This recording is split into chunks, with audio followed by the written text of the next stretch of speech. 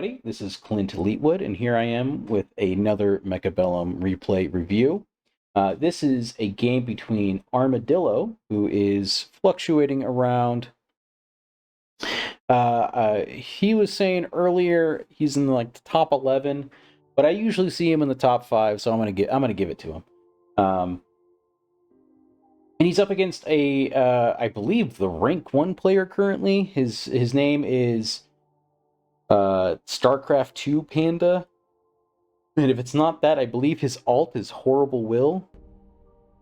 So, I'm going to set the stage a little bit. My name is Clintleetwood, and I have been playing Mechabellum now for a little over a year. And I am a 1900 MMR player, and am in the top 50-ish for the 501 region, and hover around top 140 in the world. So I do have some insight to give, and I'd like to help people learn this game because there is quite a bit to figure out. So Armadillo has picked Rhino Spec with Arclight Ball. I am expecting some amount of aggro here into StarCraft Panda's Quick Supply Spec with Marksman Tarantula. This is a terrifying draft. He just goes 2 Tarantulas and the game gets very weird, I think, from there. But let's see what's going on here. Yeah, we go... Okay, cool. Yeah, I kind of see what's going on here, right? If I had to take a guess, we're probably going to go maybe Crawler, Ball, and then kind of mirror that over here, I think. Okay, Crawler behind the Arclight.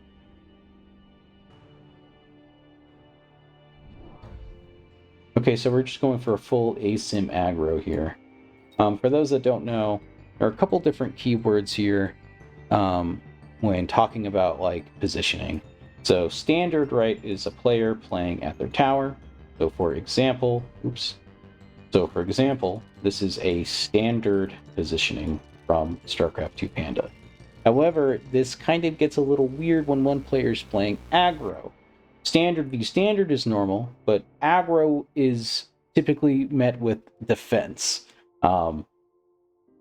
especially something like asym aggro. So asym aggro just means asymmetrical aggro. There is symmetrical aggro where I thought this was going, right, which is we have the same amount of units on either side, and we try to win both sides or overwhelm both sides. And wherever one side feels weak, we can very quickly overload it in one turn with like a master recruit option. Anyways, just some more backgrounds on these players. They are much higher MMR than me, and I've had the pleasure of being absolutely obliterated by both of them. So, as much as this is a learning experience for everyone watching, is also going to be a learning experience for me. And this is really good, right? We have this early tower timing, and this is sort of the benefit of asymmetrical aggro, is that we get in, we can get potentially some early level on these balls, which makes the game very hard for our opponent. And do we get the low? Oh, we do. That's so massive. Yeah, so I would imagine round 2, right, we're probably going to see Dillo go and immediately level these up. We're really hoping to see like an intensive training, and we don't. We see Energy Shield Device spec. Rhino Assault, I think, is absolutely the card to take here if we're pushing our aggressive sort of notion right here, right? We have, we sort of have successfully guessed that really 50-50'd our way into this idea of Panda is the weakest here, and we've set up all of our guys here, right? So we can continue to overload this with spells that kind of fit the build temporarily, but not so much permanently.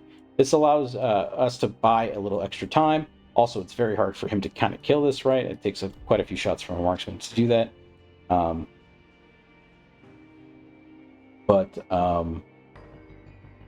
This allows our comp to scale, right? Because we only get 2 deployments here, and we're not going to be able to buy a whole lot, especially if we go steel ball level here. But let's see how Dillo shakes this down. He goes Missile Strike. I mean, that's fine. I don't think it really changes a whole lot. Vertical Fang in front of these units, I think, is brilliant. It's one of my favorite defensive tools. We could even see this get developed into two Fangs here. It makes the things rather difficult. Whoa! Round 2 Tarantula Mine Tech. Spider Mine Tech. Everything that I know says that this is bad. However, if we look at our comp, right, we don't have a great way to clear them. And it does insanely well into steel balls, right? So maybe this is like a hard read on this idea that Dillo is committing to the steel ball level 2 here and forcing into an awkward situation. I think the other reality, right, is that I think StarCraft Panda had an additional 100 left over from last round. And this was free. So we get our 2 chaff deployments right here. We click Spider-Mines. I don't hate it. I don't think it's good, but I don't hate it. It really becomes awkward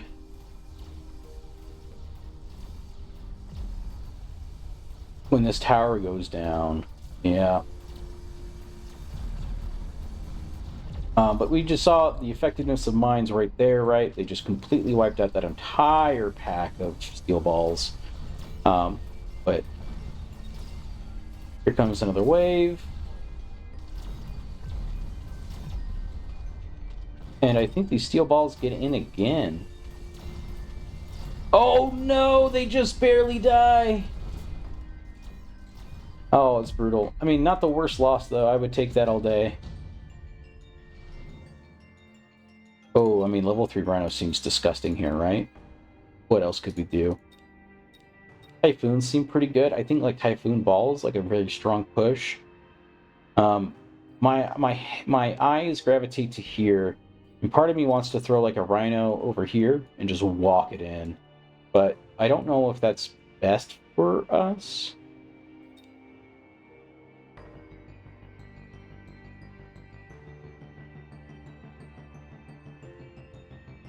I don't think it's Wraith, right? There's already 3 marksmen with the potentiality of 2 of them getting leveled up here. I don't think it's Sledgehammer. I don't think Sledgehammer does anything for us. Does pretty well against us. I could see StarCraft 2 Panda taking Sledgehammer, throwing it here, something like that. Part of me is wanting, like, Typhoons, and then, like, a Collar here. Like, Foon, or maybe Foon. We can barrier later. And then, like, Collar. I'm not sure. Let's see what you take. I want to put a pin in this, actually. Okay, so we go for Rhino. I think that's a good idea. Foon. Collar? Alright, so we'll revisit that in the replay. And yeah, okay. See, yeah. Okay, this is one of my original thoughts as well, right? Is we have, oh man, really suck. I love it. This is super cool. This tech is, I think, a little underrated, right? I think this is a little underrated, right? Because it adds in this 40% extra HP, which means like these mines, which were pretty. They do 4,500. I think that's like literally the level the HP of a level 1 steel ball. So like instead of now being one shot by the steel ball, our units have the potentiality of like regaining their HP. And then sure enough, right, StarCraft 2 Panda goes for the level 3 sledgehammers. I think this is like all perfectly making sense, right? We're continuing the aggro on this side by opening up this, potentially evoking some sort of response over here, selling out of this, continuing to pile in on them over here, and yeah, and I think what we'll probably see is like vertical sledges here, or maybe on the outside or inside over here. We'll have to see. Oh my god! Did I not just call the exact positioning on this? Alright. Sorry, I just had to... Yep, and then we do another Fang in front. I think this is all, like, very clean defensive style play. And if you are facing down a lot of pressure from an aggro player, this is exactly how you should be approaching this. Also, oil. I mean, round 3 oil. I got some slight coaching from Sacco, and by that I mean I asked some questions in chat, and he was very kind enough to walk through some stuff with me. And he says when you're playing against aggro, you want oil by round 3. So that is like a big thing and a timing that you should have in your head. This is like an RTS at the end of the day, right? And RTSs are all about timings. This is a timing.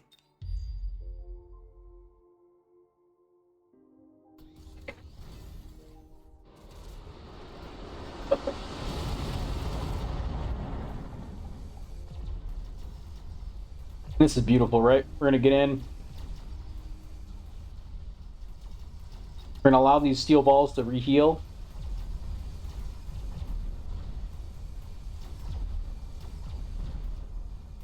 Yeah, let's slurp.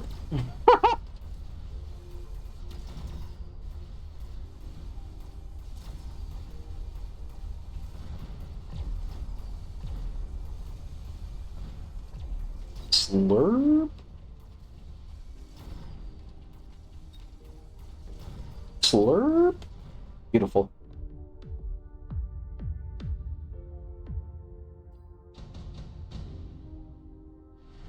Oh, that's right. We're Rhino spec. Man, we have so much tempo with these 2 units right now. We could, like, realistically even throw it back here with, like, some fangs over here just to tie this down. And, man, I think StarCraft 2 Panda is in a lot of trouble. We've got level 3 steel balls, level 2 steel balls. Like, realistically, we could even throw the Rhino back here and just keep him guessing, right? He might anticipate, like, you selling out of this. And we just have a lot of pressure from so many different vectors at this point. The only thing I'm worried about, right, is if he's going to answer with like a flank of his own. But it looks, for my games with StarCraft 2 Panda, I haven't really seen him do that. He's like a very straight up player, and this feels very straight up. So I'm curious to see what you end up doing with this Rhino over here. I think, like, realistically, like, this is pretty good. We could even shallow flank, and that's, like, pretty okay. Even in this corner, I think it's, like, pretty decent.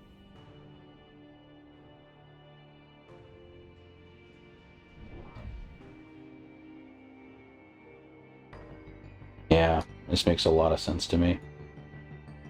He goes steel balls. Oh, this was an attempt at a hard read, I think. Oh, we end up selling the Rhino. Okay. We've got 700. What are we gonna do with it? Hacker? You son of a bitch, I'm in. This is cool, man. This is so heads up.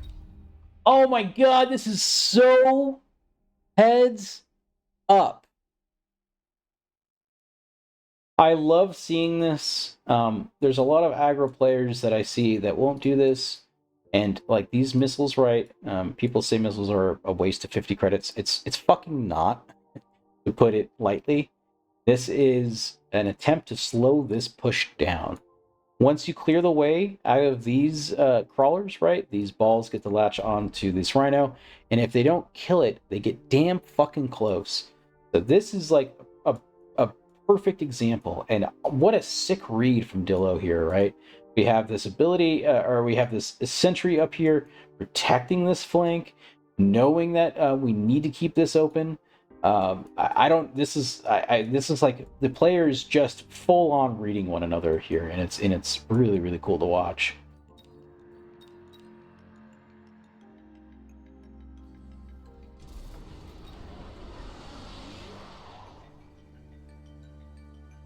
Just wondering how important this is. This feels so big, but this oil is going to kind of fuck us, right?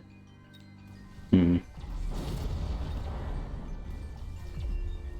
All right. Oh no. Oh, that sucks, man. The mobile beacon was a little troll, unfortunately.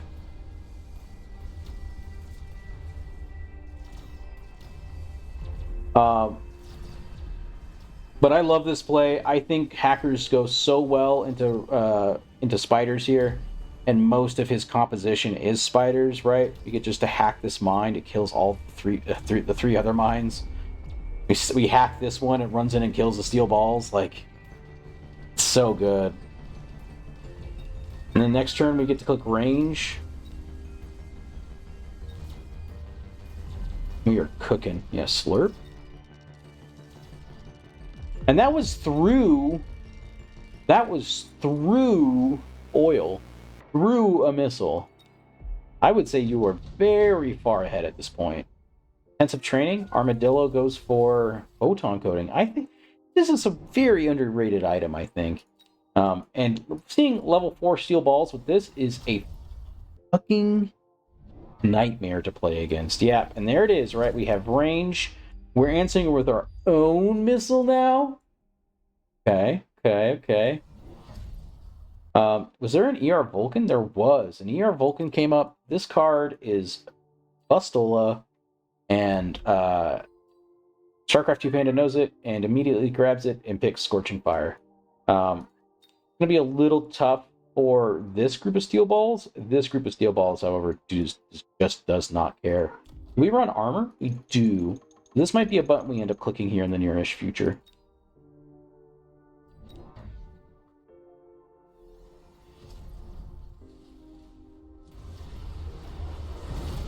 Ooh, let's slow that down a little bit. Oh my goodness. Chonky boy just blasting that Rhino down, that Vulcan down.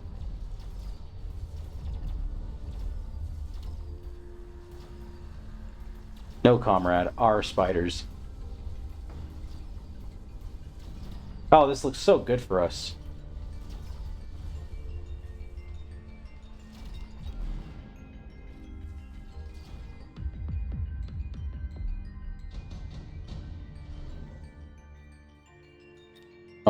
What do we end up going here?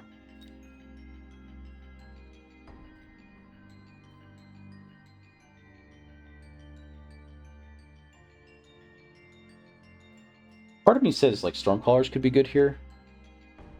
Okay, cat, please figure something out. Sorry, 1 second. My cat is being a cat. Okay, now it's taken care of. We have Rhino Assault up. We could easily come into this back corner over here, wreak some havoc. We have Typhoon, Stormcaller. This is where my head's gravitating to, unless we want to do Saber Cash for some amount of shenanigans. Like, there's probably a world where we can do Saber Cash, Barrier, upgrade all of this, right? Okay, we have 1200. That would be 700 left. This is 600 back. Yeah, 600. 600. That would put us at 13. We could even go armor. We can even go range. I don't know, Dillo. I feel like we're very comfortably in the driver's seat here. I don't think there's really a wrong answer here, but part of me is leaning towards Saber Cash just because I want to make my core unit stronger. But we go for Typhoons. Okay, cool. Yeah, I was calling out Typhoons earlier. And I think I almost called out this exact position earlier.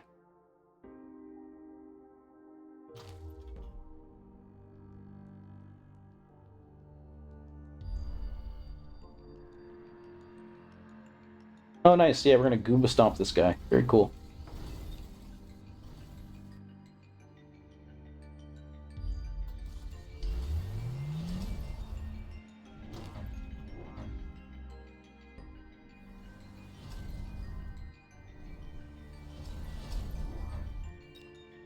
Let me go for Barrier. I think that's smart.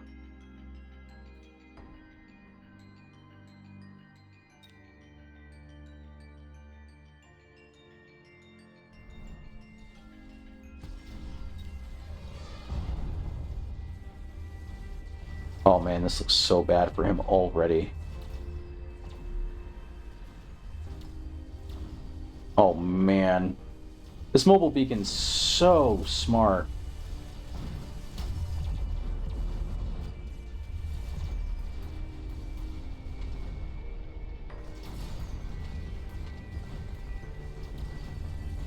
Oh, and it's gonna kill the tower immediately, huh? Yeah. Is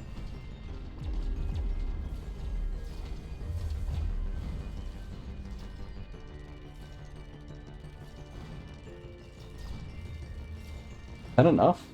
Oh yeah, certainly. Damn! That's a sick game. Cool. Alright, I just wanted to check one thing here. And that was round 2, or what was it, round 3? Round 3, with the Foon or Collar. Yeah, level 2 ER Vulcan can quickly get out of hand, I think. And, especially with Scorch. I think your window to close that game was like pretty narrow at that point, and you managed to just get it right there. Excuse me.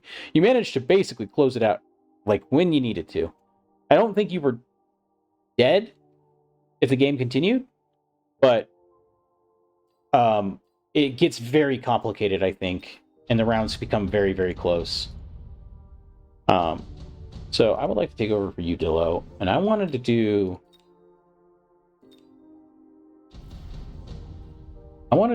Foon. And I wanted to do a Collar here. And I liked your positioning of your Foon earlier.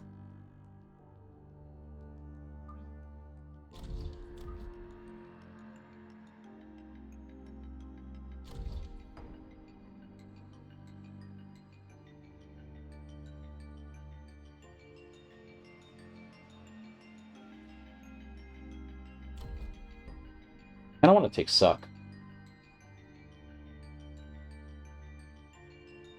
I'm going to do it.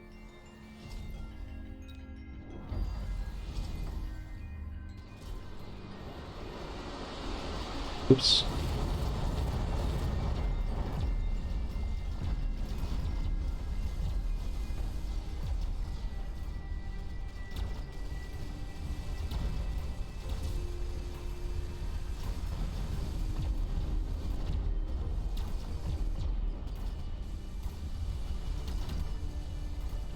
Slurp.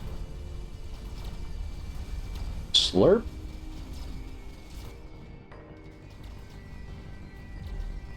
Oh yeah, this looks so good.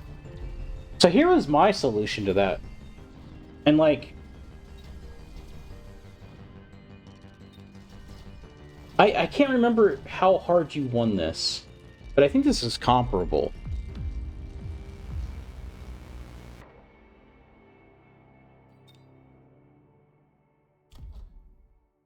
I'm pretty sure these balls level 2. Oh no, it's just these ones. But yeah, I think it's a great little game, right? And the beauty, I think, of even this sort of positioning here is that it still allows us to go into hackers later on, right? I think Foon Hacker's like a really strong composition in general. I understand the play for the Rhino, though. I think that's ultimately probably the most objectively, quote-unquote, correct one. Right, because we are playing around this idea that he's respecting this push. But if he just drops a Rhino over here and mobile beacons into our tower, we're just like fucking dead, man. And we're basically completely contingent off of these units getting levels, right? And if we don't reinforce that, we are in a really bad spot. So, yeah, I think this round might be just like an auto win. It's hard to say. The fact that we were able to push through that, even through oil, feels pretty ridiculous. Cool. I really appreciate that replay. I don't really have any key takeaways. I think Dillo's an incredible player. And if you see him online when you are playing Mechabellum, I highly recommend spectating his games because he's got some great little techs, some great ideas, and yeah. Anyways, that's all for me today. Do that whole YouTube shindig thing, like, comment, subscribe, and if you are curious, I have been streaming on Twitch recently, and you can catch me over at twitch.tv/Clintleetwood, and I was actually doing this live with Dillo in the chat, so, you know, you can hang out and talk to some of the Mechabellum old guards and some of the best. Anyways, I'm out of here. Bye-bye!